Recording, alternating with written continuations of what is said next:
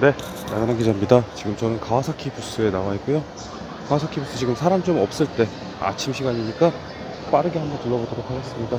이쪽에 Z 시리즈들이 쭉 모여 있는데 그 엔트리 시리즈 Z125 제일 작은 125 사이즈고요. 그 옆에 있는 Z 이것도 650 Z650 그 옆에 ZH2 기함이죠. 이쪽에는 Z900 이쪽에도 Z900이네요. 좀 요번에 나온 신형으로 나온 혼다 호넷 1000 얼굴이랑 약간 비슷한 느낌이 있어요. 요 부분이 그쵸? 어쨌거나 Z가 여기 있고요. 이게 Z 시리즈로 한류와 이거 EV Z E1이라고 되어 있는데요. 이 녀석은 전기 모터사이클입니다.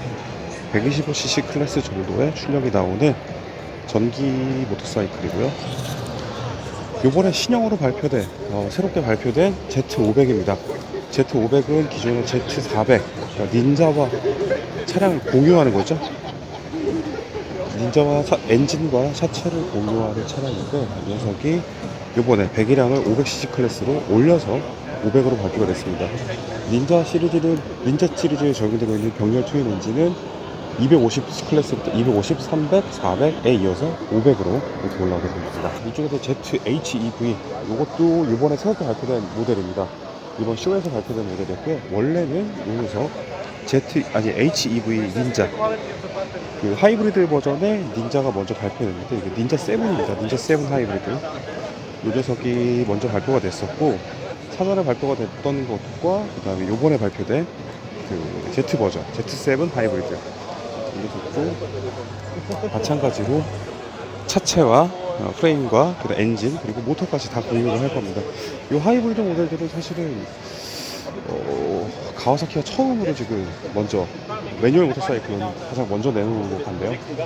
이 녀석이 어떻게 될지는 좀 두고 봐야 되겠지만 되게 긍정적으로 시도를 해보는 걸로 생각할 수 있을 것 같습니다. 네, 이번에 또 같이 프레스 컨퍼런스에서 발표됐던 닌자 500의 모습을 한번 살펴보겠습니다.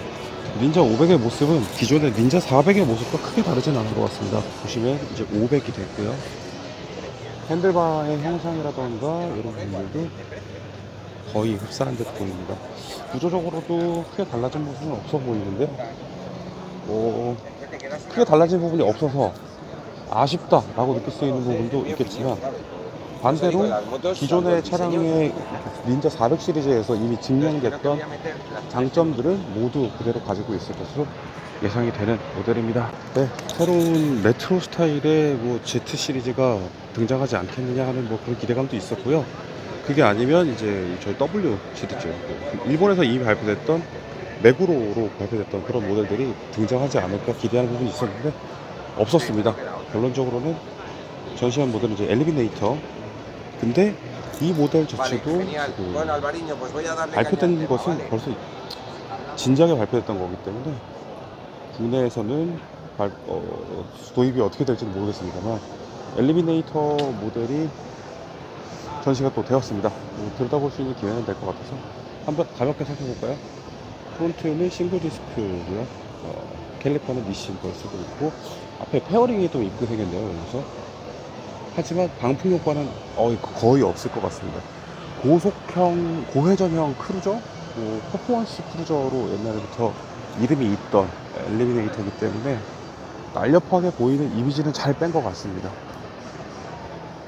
이 녀석이 이제 한국에도 들어오게 되면 어떨지는 사실 두고 봐야겠지만 제 생각에는 나쁘진 않을 것 같은데요.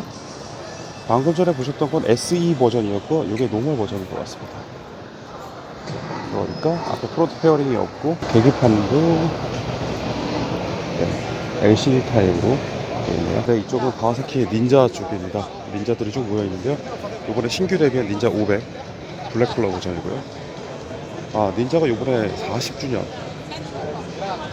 30주년이나 40주년 닌자 40주년 닌자 시리즈가 등장한 지 40주년 되는 것을 기념해서 컬러링을 최초의 닌자 컬러에 맞게 준비를 해왔습니다.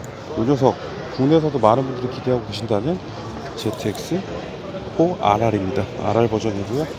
40주년 기념 엠블럼과 컬러가 적용되어 있습니다. 근데 이 컬러 적용이 신의 한 수라고 생각합니다.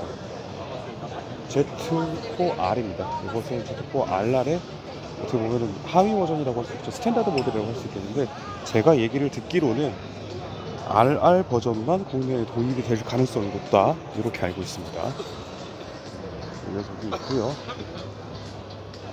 이건 또 Z650입니다. 이 녀석도 40주년 기념인데, Z650, 닌자 650, 닌자 650인데 이 녀석은 40주년 컬러가 다르죠?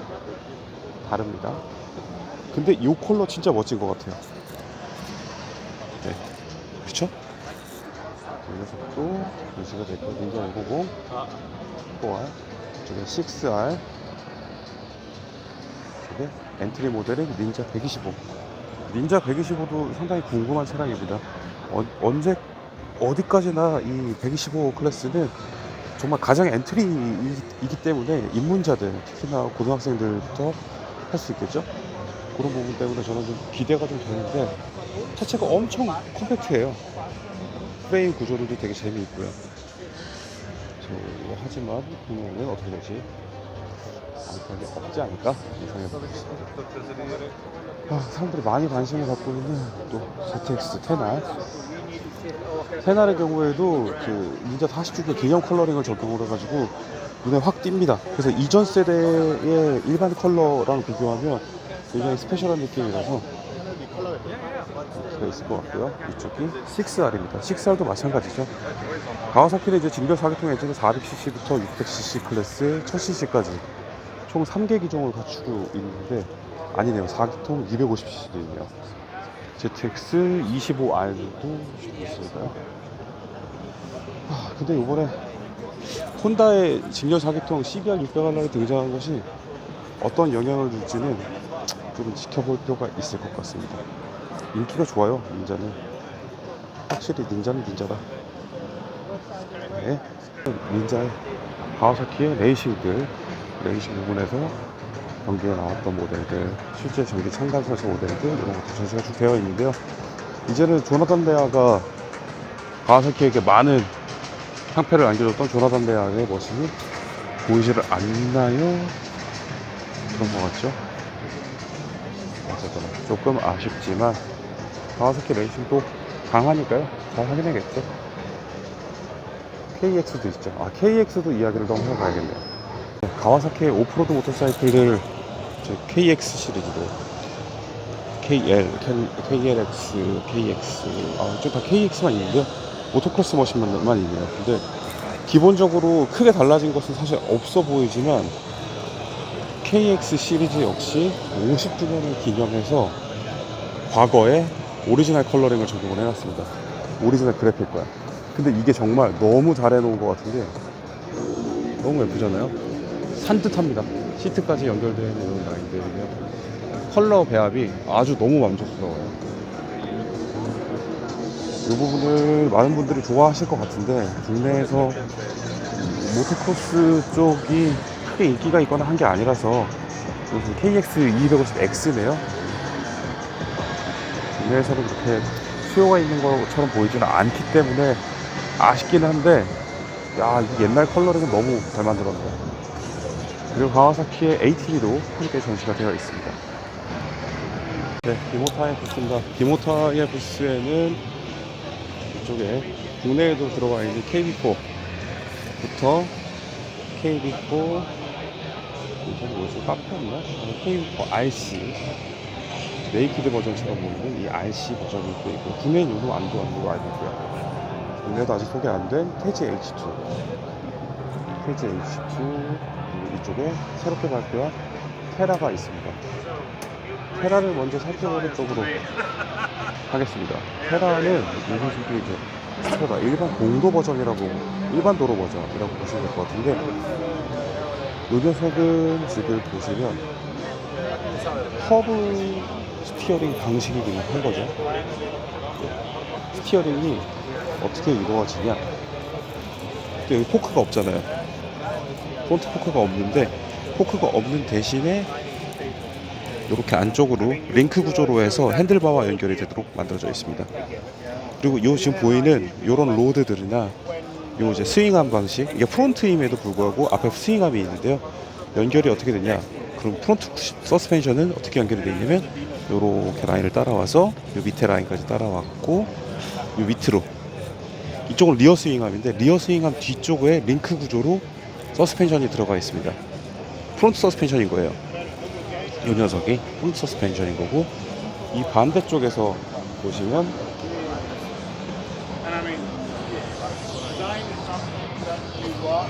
리어 쿠션은 이쪽에 이렇게 연결되어 있습니다.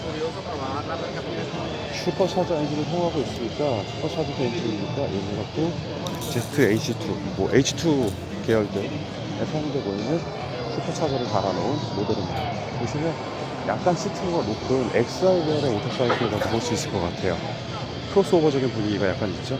그리고 차체가 그래도 조금 더 높은 편으로 설정된 것 같습니다. 폰트도 굉장히 인상적입니다. 예쁘게 잘 빼놨어요. 지금 가와사키 Z 시리즈들에서 보는 얼굴하고 되게 비슷한데요. 이탈리아 트리콜러가 적용되어 있어서 더 멋지게 보이네요. 이런 데로 이제 공기 흐름도 이 라인들도 되게 잘 빠져 있고, 계기판이나 이런 쪽도 한번 같이 볼까요? 이런 전장계라던가 이런 부분들은 다 그 가와사키의 부품들을 사용하기 때문에 비모타의 입장에서는 불필요한 지출을 줄일 수 있는 그런 부분인 것 같습니다. 테라 이쪽에 옆에도 다르게 보이는 버전이 있는데, 이 테라에 두 대의 테라가 지금 전시가 되어 있는데, 이 녀석은 온로드 모델에 해당을 생각하시면 되고, 저건 오프로드 내지는 크로스오버 약간 오프로드를 성격을 갖게끔 만들어 놓은 거예요. 타이어도 지금 일단은 안라스에서 나오는 윈터 타이어가 꽂혀 있습니다. 그 사실은 이 두 개가 보시다시피 약간 컬러나 이런 것들에서도 오프로드와 온로드를 지향하는 것처럼 보이는데, 사실은 거기에 차이점이 하나 더 있었습니다. 저쪽에 안에 계시는 수석 엔지니어 님께서 설명을 해주셨습니다. 저한테 그래서 물어봤었는데, 지금 보시면 이 서스펜션이 좀 다르죠. 저쪽 스트리트 버전의 경우에는 올링즈가 앞뒤로 들어가 있었는데, 이 녀석은 마르조키의 제품을 사용합니다. 작년에 이 테라의 시스템에서 처음 공개했던 게 차체의 차고를 높였다가 낮췄다가 할 수 있는 그런 시스템들을 적용할 것을, 그 개념 자체를 먼저 설명을 했었는데요. 그게 적용된 모델이 바로 이 녀석인 겁니다. 이 녀석은 약간 오프로드 컨셉을 갖고 있기 때문에 차체 차고를 높일 수 있어야 하는데, 그렇게 되면 차고가 높아진 만큼 너무 실제로는 운행하면서는 발착지성이 너무 좋지 않게 되어서 위험한 경우들이 생기곤 하잖아요. 그런 부분들을 상쇄하기 위해서 달릴 때는 서스펜션이 확장되고, 그리고 정차했거나 속도가 느렸을 때는 다시 내려앉게 되는 그런 시스템들을 요즘 최근에 막 적용을 많이 하고 있죠. 그 시스템을 이 녀석이 비모타와 마르조키가 함께 개발했다고 그렇게 전달을 받았습니다. 그렇게 해서 적용한 모델이고요. 그 말은 무슨 얘기냐? 이쪽은 마르조키 서스펜션이 적용되어 있지만 뭔가 하위 버전이라고 보기보다는 오히려 그 차고를 조정할 수 있는 시스템이 갖춰져 있는 버전, 그리고 조정이 안 되는 올린즈 버전, 이렇게 비교해서 구성이 될 것 같습니다. 컬러링이나 이런 것들은 뭐 비슷한데요. 기본적으로 이제 황토빛 색깔이 나는 컬러를 조정해서 오프로드 컨셉에 맞게 되어 있다는 점, 그리고 약간 스크린의 크기도 약간 달라 보이네요. 스크린의 크기도 약간 차이가 있어 보이죠? 아이고. 네, 그렇습니다. 비모타에서 지금 한 가지를 보여드리고 싶은 건, 비모타의 이제 태지, 지금 태지 3D 이후에 태지 H2의 경우에는 가와사키 H2를 기반으로 만들어진 모델인데요. 이 녀석도 기본적으로 테라와 비슷하게 이 위에가 없습니다. 서스펜션이 앞쪽에 보이지 않습니다. 심지어는 이 녀석은 위로 링크도 없어요. 이게 바로 허브리스 스티어링 시스템인데요. 이 시스템은 실제 C1 바이크에서 굉장히 가장 유명하게 적용했던 것이 비모타였고, 그 비모타의 태지가 바로 그 모델이었습니다. 그 태지 H2의 경우에는 그 태지의 H2 버전이라고 생각하시면 될 것 같습니다. 요거는 그럼 스티어링의 조작이 어떻게 되냐? 방향 전환을 어떻게 해? 방향 전환을 어떻게 하냐? 마찬가지로 테라와 마찬가지로 요 라인이 스윙암인 거고요. 요 바로 요 링크가 여기 있는 요 노드 링크가 스티어링으로 연결됩니다. 보실까요? 이렇게 보시면 스티어링 실 이렇게 잡고 좀 흔들어 볼게요. 네. 이렇게 움직이게 됩니다. 이 시스템을 근데 이 녀석은 링크식으로 바꿨으니까 약간 세미 H2 세미 태지?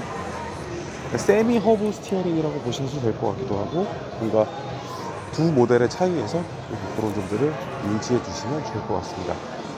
쓸데없이 좀 길어진 것 같지만 비모타에서 전해드렸습니다.